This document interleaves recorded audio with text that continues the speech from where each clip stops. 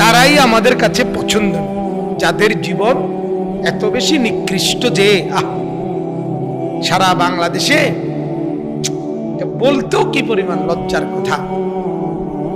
সারা বাংলাদেশের টেলিভিশনওয়ালারা যাকে বলে সুপার হিরো, হার্ট থ্রু নাই, সুপার ডুপার হিরো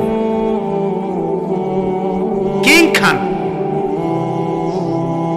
উনি কিং খান, খান না শুধু, খানের মধ্যে কিং, মানে ফেরাউন যেরকম বলছিল, ফেরাউন বলছিল আমি তুমগো খোদা না, আমি কিং খোদা, আমি কি king of the god, king খোদা, আমি রব্বুকুমুল আলা, আমি সবচেয়ে বড় খোদা।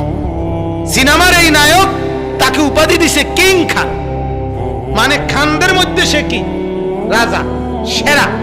আর সেই জানোয়ারে, এত বড় নিকৃষ্ট জানোয়ার কোন কুকুর যা জীবনে করে নাই, শুকর যা করে নাই, তার চাইতে নিকৃষ্ট জানোয়ারে দুইবার অবৈধ নারীর সাথে সম্পর্ক, দুইবারই বাচ্চা হয়েছে, দুইবারই পর্দার সামনে মানুষের সামনে বেটকাইতে আছে।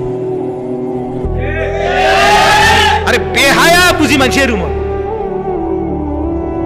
বেহায়া এমনি এরকম কেমনে বেহায়া, আমি তো শুই না অবাক। আরে কই কি, আবার এটা সিনেমা পর্দার সামনে, মিডিয়ার সামনে, লাইভে এটা জাতিকে দেখাচ্ছে, দেখেন আমার অবৈধ সন্তান, বাহ আমার অবৈধ 2 নম্বর বউ, আগের গাও ফুটে গেছে অনেক।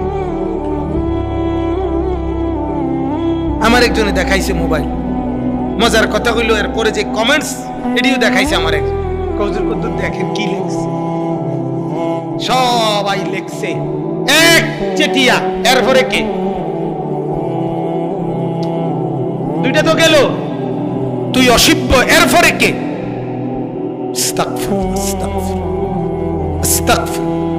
আজকে এমন ঘৃণ্য মানুষ, চরিত্র যাদের, তারা হয়ে যায় আমাদের যুবকদের মডেল।